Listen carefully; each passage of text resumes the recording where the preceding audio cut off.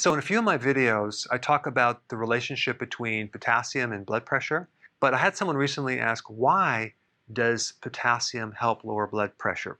And that's what this video is about. Just some quick background information. Only 2% of the population, and I'm talking about Americans, get enough potassium. 2%. That means 98% of Americans are deficient. They're just not getting enough.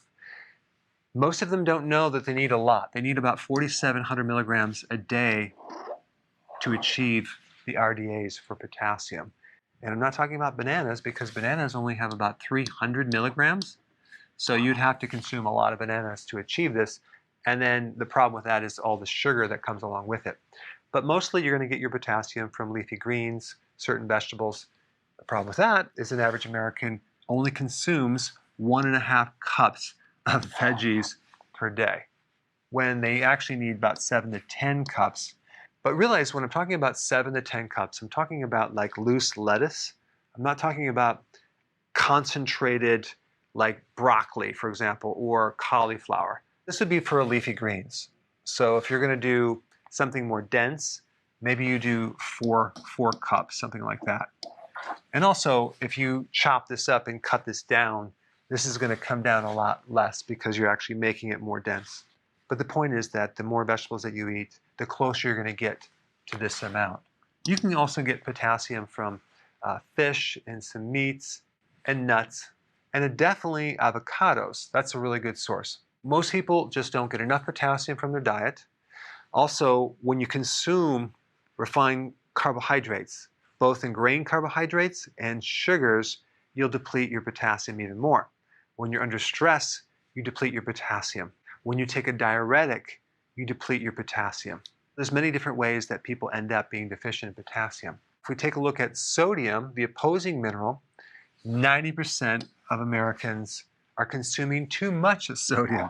So we're really heavy on the sodium, but very light on the potassium. And what this creates is a situation where your blood pressure is going to start going higher and higher and higher.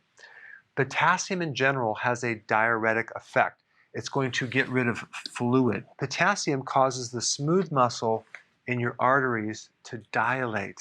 It's a vasodilator, thus lowering the blood pressure. Also, potassium keeps the vascular system from being stiff, because if your arteries are stiff, that alone can cause hypertension. Either increase the foods that are high in potassium, which I'll put some links down below on that, or take potassium as a supplement or an electrolyte powder, and you're going to find that your blood pressure is going to start coming down. Now, the other cause of hypertension is low vitamin D3. So if you take vitamin D3 and potassium, or get it from the food, you will find that your blood pressure should be coming down. The other thing I'm going to mention about potassium is it also lowers the risk of getting a stroke.